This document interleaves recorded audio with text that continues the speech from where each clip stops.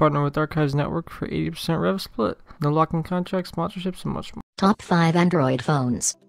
It's time to buy a new phone and you need to know where to place your cash. What are your criteria? Do you want the latest and greatest phone on the market? Are you looking for something small and sleek? Or do you just want the device which offers the best value? These are our picks. Number 5, the OnePlus 2. The sub $400 price bracket is hotly contested, and in 2015 it's included more awesome phones than in any other year. As flagships have gotten more expensive, mid-range phones have stepped up in terms of quality and features, but haven't adopted the higher prices that go with them. The OnePlus 2 represents a flagship experience at half the price of most current flagships. Sure, you will miss out on NFC, fast charging and wireless charging, but that's about all the OnePlus 2 lacks. Number 4, Xperia Z5 Compact.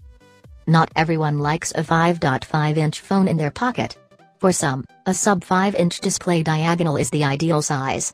The only problem is that pickings are pretty slim. Most Android phones with a display diagonal of less than 5 inches are pretty hopeless. Even Samsung and HTC seem to have given up on that particular niche. Fortunately, Sony offers the Xperia Z5 Compact. The company took a different approach to the small phone concept. Where other manufacturers watered down their flagship specs for their many devices, Sony simply put flagship components into a smaller body. It's proven to be a winning formula, and the Z5 Compact is worthy of our best small handset title. Number 3, Huawei P9. Ask any of us who've used the P9 what we think, and we'll quickly tell you that it's the least broken of Huawei's phones that we've used. And while that's accurate, it's not really fair. Huawei has made some really good, if not necessarily inspiring, hardware for some time now. It helped spread good fingerprint sensors to the whole of Android. It's had above average cameras for a while now. The anchor dragging it down has always been its EMUI software, its iOS-inspired user interface. That had as much to do with how EMUI was implemented as it did the fact that it's simply different than what most of us are used to. No app drawer. A different sort of notification drawer and quick settings scheme. And in the process of changing all that, things were broken, particularly when Huawei's phones were sold outside China and Google's services were added back in. But when we say least broken, that's exactly what we mean. Nearly all of the show-stopping bugs we'd experienced before have been fixed. Even the still niche Android Auto works out of the box, something we can't say for some of the major phones being sold in the US. So with the P9 you get powerful 5.2-inch phone, with a 1080p display, which we're just fine with. That's filled with a ridiculous number of features. You could spend weeks finding new things to do with this thing. That's both bad and good, and the new Leica-powered cameras are excellent, if a little slow to launch.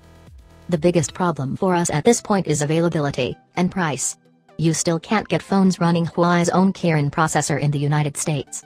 And elsewhere, the P9 is not cheap, starting at €599, about $680 for the 32GB storage and 3GB RAM option, and ramping up to €649, $737 for the 64GB/4GB option. Number 2, LG G5. The LG G5 was the second big player to be announced at Mobile World Congress this February gone. While we'd still place the Galaxy S7 above it, there's still plenty to excite about the G5. Not least the quirky modularity of it, in that you can detach the chin portion of the phone and add in additional hardware features with relative ease. And additional cost, naturally. So far we've seen extended batteries, a Bang & Olufsen audio module and a camera grip, but in theory, the sky's the limit. Initial availability is a little sketchy, but credit where it's due to LG for thinking outside the box. What you also get in the G5 is a high-end phone in a not huge body, something we've come to enjoy from previous G-series phones. The G5 does away with the rear volume buttons we've had around since the G2, moving them back to the sides. The power button remains on the rear, though, beneath the fingerprint scanner. You'll also notice two cameras, that's so the G5 can take proper wide-angle shots without any additional help. Before we unveil our top choice, this video is brought to you by G2A. Be sure to click on the link in the description below for discounted Steam games, Xbox Live membership, and much more. Number 1, Samsung Galaxy Note 5. Samsung did the big screen thing first with the Note line, And now in its 5th iteration the Note 5 is just average sized at 5.7 inches. In fact, Samsung has shrunk down the bezels around the Note 5 so much that it's actually smaller than the Note 4 even with the same screen size. It's got a beefy processor, an ample 4GB of RAM and a high-resolution QHD display. It's running Android 5.1 Lollipop, with an update to Android Marshmallow on the way eventually, and comes with a 3000 mAh battery. The addition of optical image stabilization, OIS, on the 16-megapixel camera makes it one of the better low-light shooters available. And Samsung Pay is an excellent contactless payment option. Plus, the Note 5 has Samsung's excellent PIN input features, which nobody else has even bothered to attempt to replicate. It's that good. Add all that up, and you've got a major contender. But it's lacking in the software update department and is still very expensive. On the other hand, it's also available. Hope you guys enjoyed the video. Since you made it this far, maybe you would consider subscribing. Also, I will leave a video on screen right now that you may be interested in. That's it. I hope you guys enjoyed the video. Be sure to drop a like since you made it this far. I'm out. All that's left is a window to my soul. Come and get it.